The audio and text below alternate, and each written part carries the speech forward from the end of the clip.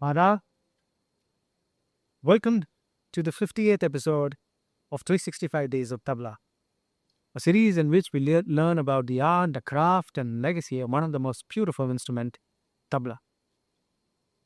Today, we're going to talk about. In the previous episode, I had mentioned that we were start up with an exercise for Laya. But before introducing ourselves to this exercise, we need to understand the concept of Tara. And for that, we need to understand the concept of time. Time is an infinite constant. That means there is no study to prove when time started and when it will end.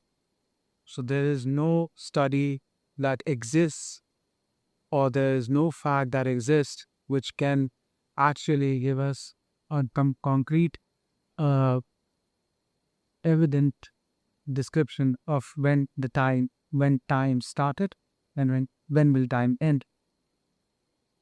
So in conclusion, what we can say is that time is an infinite constant. There's no starting point of it, and there is no ending point of it. And time for each variable is different. Like time for Earth is different. Earth completes its rotation around the sun in 365 days, and that 365 days in a 1/4, 365 in a 1/4 day, and that is in its own axis, and that completion is what we humans call a year.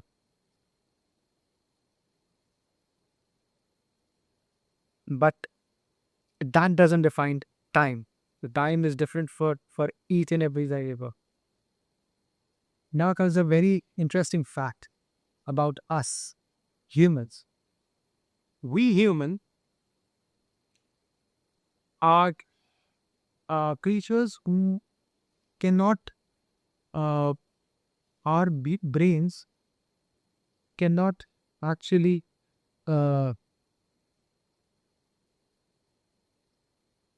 comprehend uncertainty. Our brains are so fragile that it cannot comprehend uncertainty.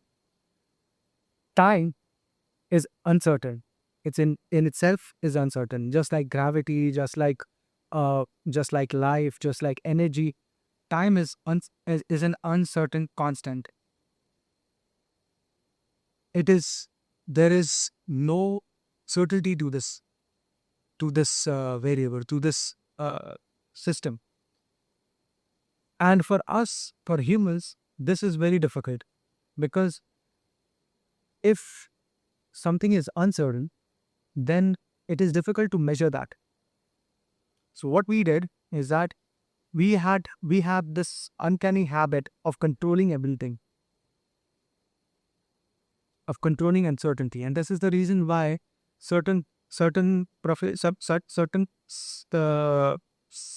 or certain education systems have been introduced by us. These includes astrology or prediction of the future, or palmistry.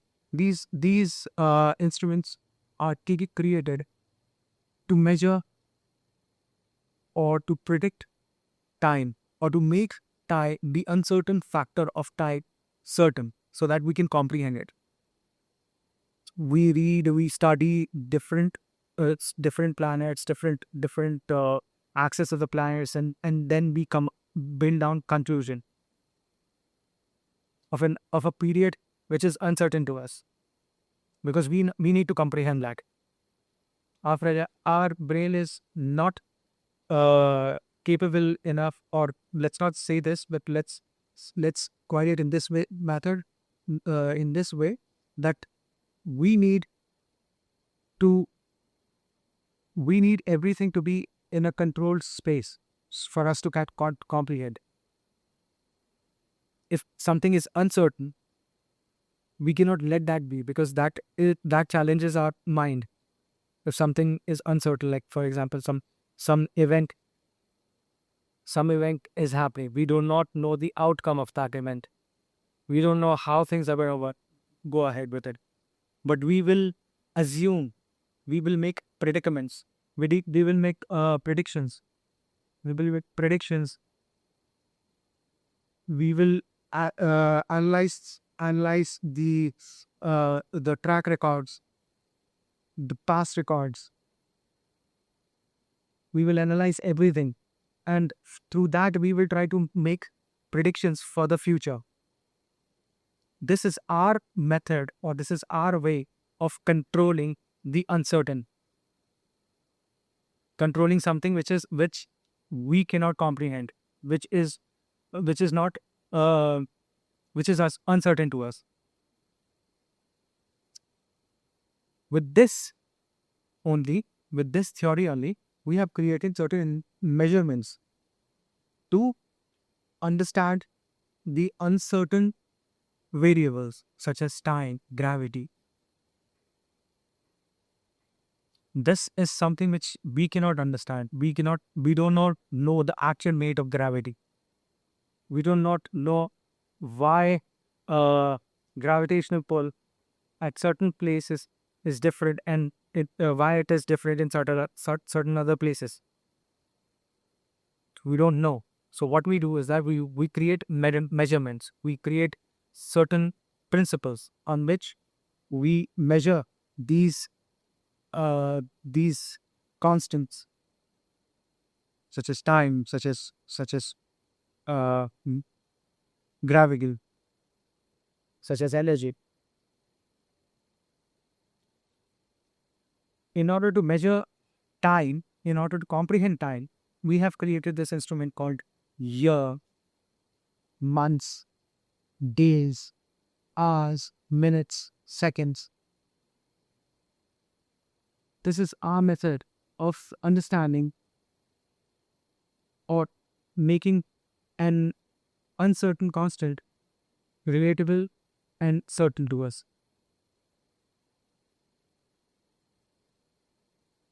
We created this universal clock for us to comprehend time, because because we know that time is an infinite constant. There is no start point or end point of it. But we need to understand this, so that so that we need to comprehend it. You know to We need to comprehend it so that we can structureize it. And that is the reason why we created this universal clock system. Year, months, days, hours, seconds. These are all created by humans. This is not created by the Almighty. This is not created by the nature. This is created by us for our better understanding.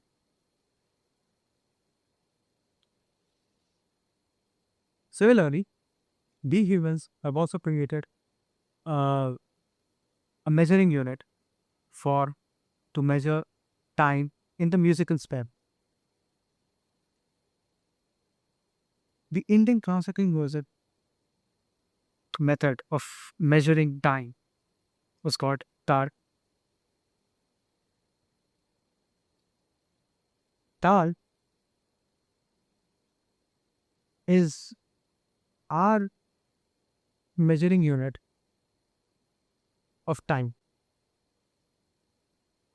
Let's say, in in other word, we can say Taal is our concept to understand this infinite constant time.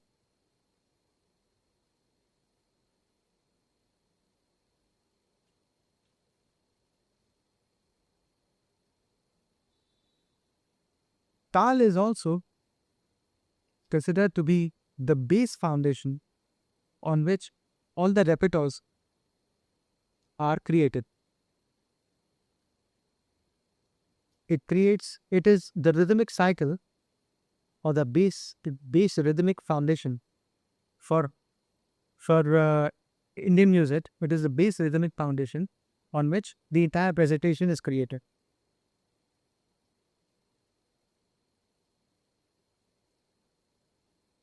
The word Taal comes from the word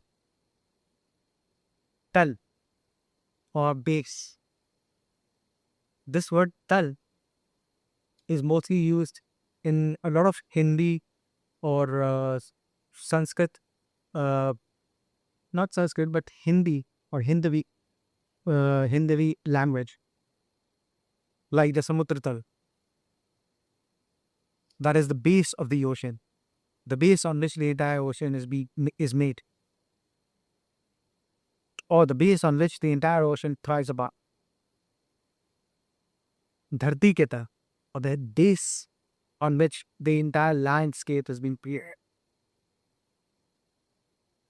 So this is base. Similarly, Tal is also the base foundation on which the entire presentation or the repertoire is created. Be it, be it a bandish, be it uh, a musical note, be it tabla solo presentation, be it any presentation, be it a Bollywood song, be it a classical music song, be it a semi-classical song, geet, bhajan, qawwali, every genre of music. It's based on this base foundation, which is called Taal.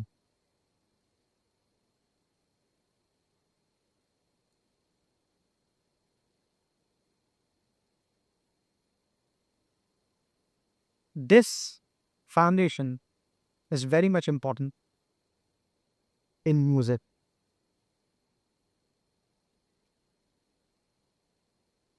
There is another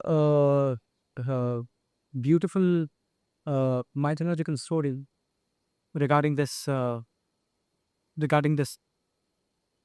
concept, regarding Taal, regarding the way Taal or the word Taal was originated. So it is said that Lord Shiva, the Hindu deity, and he is considered as one of the most powerful deity in Hinduism or Sanatan Dharma.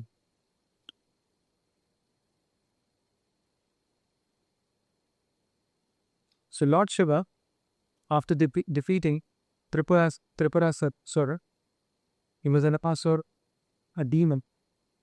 So when Lord Shiva defeated this demon, he was so angry that he started performing Tandava.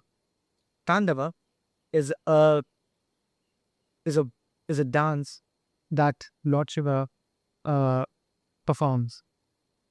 It is a warrior dance that Lord Shiva performs. And after defeating the Asur, Lord Shiva started performing Tandava.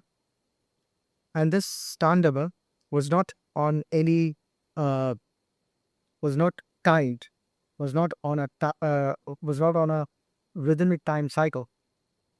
And that is the reason why. And the intensity of this Tandava was so powerful that it brought tremors and earthquake all over the world. Not just humans, but it is said that the gods were also afraid that his Tandava might destroy the entire world and the universe. Seeing this, all the gods requested Lord Shiva to stop, but he did not listen. And after that, they requested Goddess Parvati, who is his consort, his wife. They requested Goddess Parvati to stop her husband, but even she understood that Lord Shiva was in such a trance uh, that even her plea would not stop him. So what? So Lord Brahma, what he did is that from the skin of that uh, Asur, Dinu, he created Mridanga and he started playing there. And Goddess Parvati, what she did was that she started dancing on it, and her dance is known as Lasanita. Lasanita is the dance performed by Goddess Parvati. So she started dancing, and then what she did is that she started dancing and she started collaborating with Lord Shiva's thunder. After slowly and steadily, this dance of her and this collaboration actually brought Lord Shiva's Tandava into a rhythmic sync. It's this combination synced and it brought Lord Shiva's Tandava. It, uh, it reduced his anger and brought his Tandava in a rhythmic time cycle. And it quantized this, the quantized version of the last Sedita and the Tandava together brought peace because it quantized into a rhythmic cycle. So it brought peace to the word. It is said that the union of Lord Shiva's Tandava and the Lasalita of goddess Parvati created Taal. So the word Taal is a combination of Tanda and Lasalita. So the Ta of Tanda and the La of Lasalita created Taal. This is a mythological story about Taal, but it is fun to know that this is also a handle which was taught. Now comes the second part. So what we have understood is that time being